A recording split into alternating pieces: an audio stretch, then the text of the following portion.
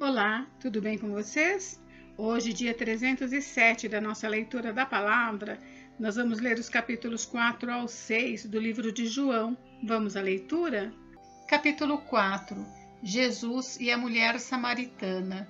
Quando Jesus soube que os fariseus tinham ouvido dizer que ele fazia e batizava mais discípulos do que João, se bem que Jesus mesmo não batizava, e sim os seus discípulos, deixou a Judéia, retirando-se outra vez para a Galiléia, e era-lhe necessário passar pela região da Samaria. Assim, Jesus chegou a uma cidade samaritana chamada Sicar, perto das terras que Jacó tinha dado a seu filho José.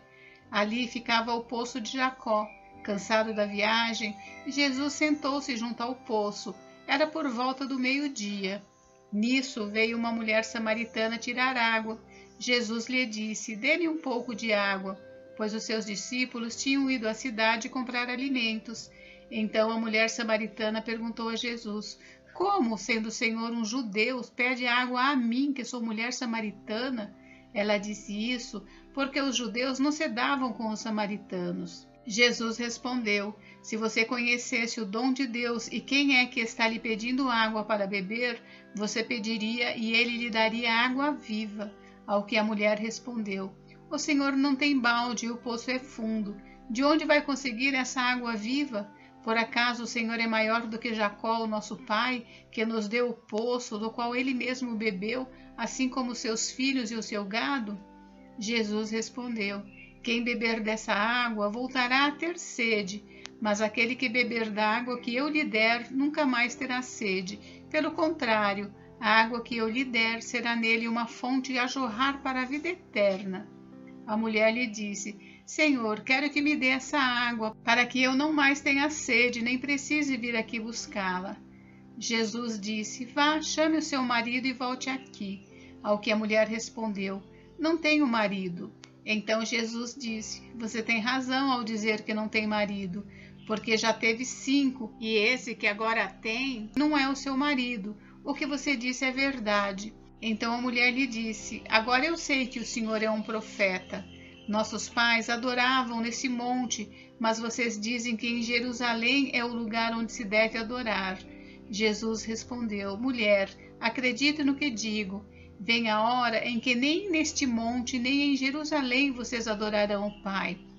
Vocês adoram o que não conhecem, nós adoramos o que conhecemos, porque a salvação vem dos judeus. Mas vem a hora, e já chegou, em que os verdadeiros adoradores adorarão o Pai em espírito e em verdade, porque são esses que o Pai procura para seus adoradores. Deus é espírito, e é necessário que os seus adoradores o adorem em espírito e em verdade." A mulher respondeu: "Eu sei que virá o Messias, chamado Cristo.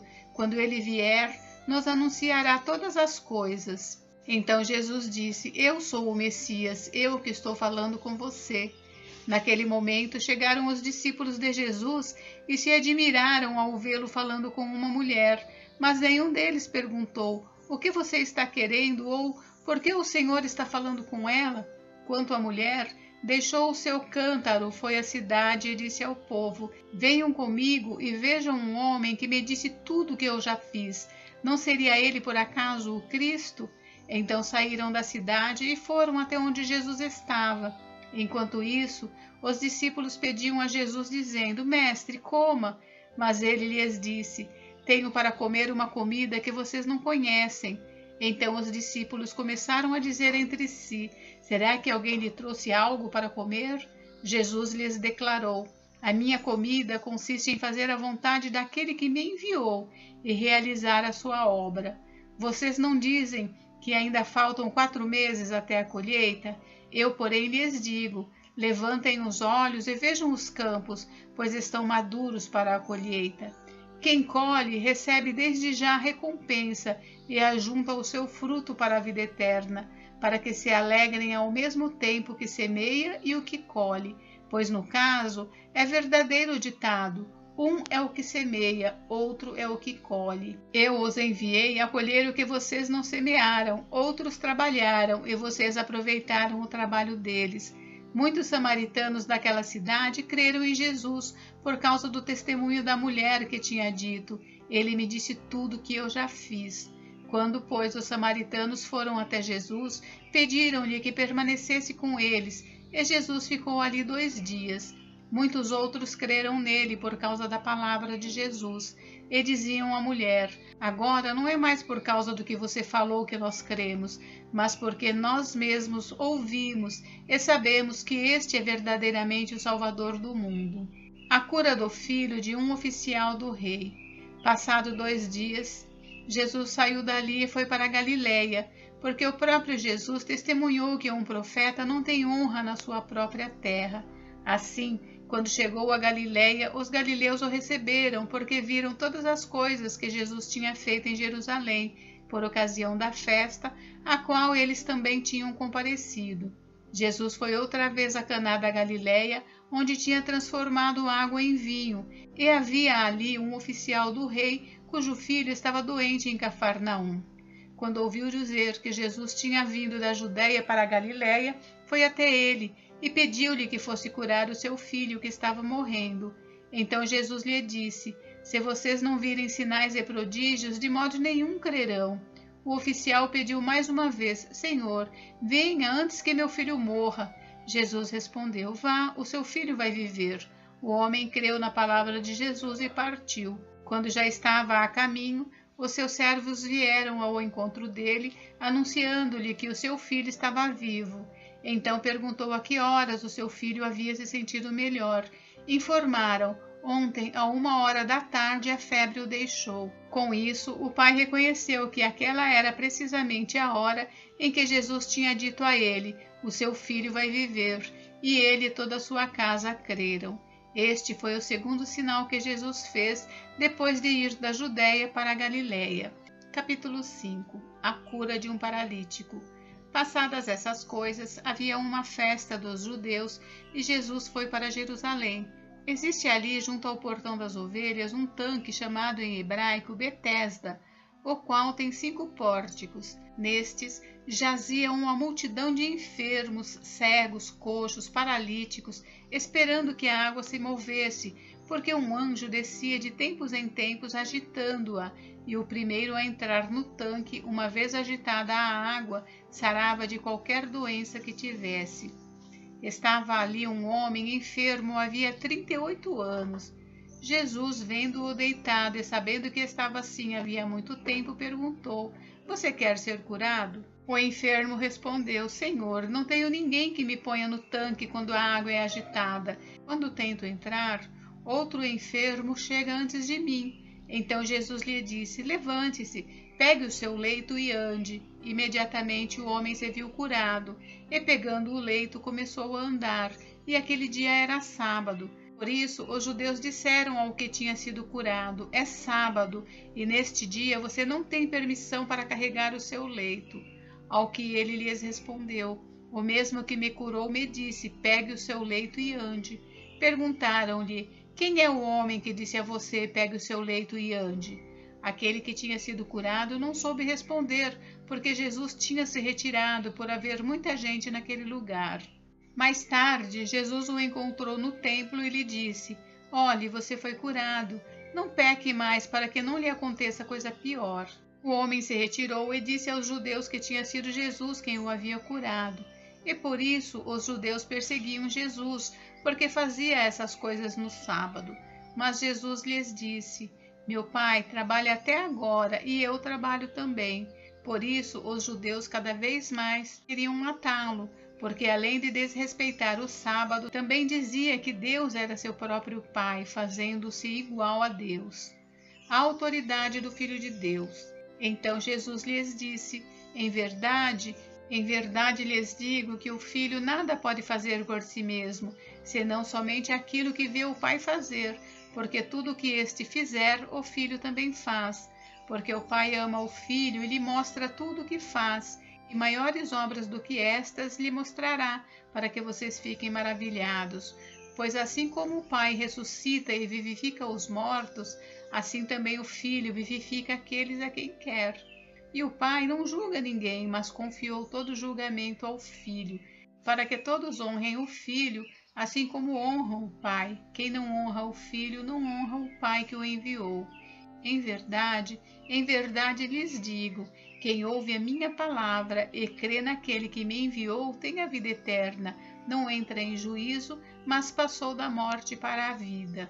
Em verdade lhes digo que vem a hora e já chegou, em que os mortos ouvirão a voz do Filho de Deus, e os que a ouvirem viverão. Porque assim como o Pai tem vida em si mesmo, também concedeu ao Filho ter vida em si mesmo, e lhe deu autoridade para julgar, porque é o Filho do homem. Não fiquem maravilhados com isso, porque vem a hora em que todos os que se acham nos túmulos ouvirão a voz dele e sairão, os que tiverem feito o bem para a ressurreição da vida, e os que tiverem praticado o mal para a ressurreição do juízo. Eu nada posso fazer por mim mesmo, assim como ouço, julgo. O meu juízo é justo, porque não procuro a minha própria vontade, e sim a daquele que me enviou. Se eu dou testemunho a respeito de mim mesmo, o meu testemunho não é verdadeiro. Outro é o que dá testemunho a respeito de mim, e sei que o testemunho que ele dá a respeito de mim é verdadeiro. Vocês mandaram mensageiros a João, e ele deu testemunho da verdade. Eu, porém, não recebo testemunho humano, mas digo essas coisas para que vocês sejam salvos. João era a lâmpada que estava acesa e iluminava, e por algum tempo vocês quiseram se alegrar com a sua luz. Mas eu tenho maior testemunho que o de João, porque as obras que o Pai me confiou para que eu as realizasse, essas que eu faço, testemunham a meu respeito de que o Pai me enviou. O Pai que me enviou, esse mesmo é quem tem dado testemunho de mim. Vocês nunca ouviram a voz dele, nem viram a sua forma. Também não tem a palavra dele permanente em vocês, porque não creem naquele a quem ele enviou. Vocês examinam as Escrituras porque julgam ter nelas a vida eterna, e são elas mesmas que testificam de mim. Contudo, vocês não querem vir a mim para ter vida. Eu não aceito glória que vem de pessoas. Sei, entretanto, que vocês não têm o amor de Deus em vocês. Eu vim em nome de meu Pai, e vocês não me recebem. Se outro vier em seu próprio nome, vocês certamente o receberão. Como podem crer vocês que aceitam glória uns dos outros e não procuram a glória que vem do Deus único? Não pensem que eu os acusarei diante do Pai. Quem acusa vocês é Moisés, em quem puseram a sua esperança. Porque se vocês de fato crescem em Moisés, também creriam em mim, pois ele escreveu a meu respeito. Se, porém, não creem nos escritos dele, como crerão nas minhas palavras? Capítulo 6. A multiplicação de pães e peixes. Depois dessas coisas, Jesus atravessou o mar da Galileia, que é o de Tiberíades. Uma grande multidão o seguia, porque tinham visto os sinais que ele fazia na cura dos enfermos. Então Jesus subiu ao monte e sentou-se ali com os seus discípulos. Ora, a Páscoa, a festa dos judeus, estava próxima. Então Jesus, erguendo os olhos e vendo que uma grande multidão se aproximava, disse a Filipe: Onde compraremos pão para lhes dar de comer? Mas Jesus dizia isto para testá-lo, porque sabia o que estava para fazer. Filipe respondeu: Nem mesmo 200 denários de pão seriam suficientes para que cada um recebesse um pedaço. Um dos discípulos, chamado André, irmão de Simão Pedro, disse a Jesus: Aqui está um menino que tem 5 pães de cevada e 2 peixinhos. Mas o que é isto para tanta gente? Jesus disse: Façam com que todos se assentem no chão. Havia muita relva naquele lugar. Assim, os homens se assentaram e eram quase 5.000. Então Jesus pegou os pães e, tendo dado graças, distribuiu-os entre eles, e também igualmente os peixes, tanto quanto queriam. E quando já estavam satisfeitos, Jesus disse aos seus discípulos: Recolham os pedaços que sobraram, para que nada se perca. Assim, pois, o fizeram e encheram 12 cestos de pedaços dos 5 pães de cevada, que sobraram depois que todos tinham comido. Quando as pessoas viram o sinal que Jesus havia feito, disseram: Este é verdadeiramente o profeta que devia vir ao mundo. Jesus ficou sabendo que estavam para vir com a intenção de fazê-lo rei à força. Então ele se retirou outra vez sozinho para o monte. Jesus anda sobre o mar. Ao final do dia, os discípulos de Jesus desceram para o mar e, entrando num barco, passaram para o outro lado rumo a Cafarnaum. Já estava escuro e Jesus ainda não tinha ido até onde eles estavam. E o mar estava a ficar agitado, porque soprava um vento forte. Os discípulos já tinham navegado uns 5 ou 6 quilômetros quando viram Jesus andando sobre o mar, aproximando-se do barco, e ficaram com medo. Mas Jesus lhes disse: "Sou eu, não tenham medo." Então eles o receberam com alegria e logo o barco chegou ao seu destino. Jesus, o pão da vida.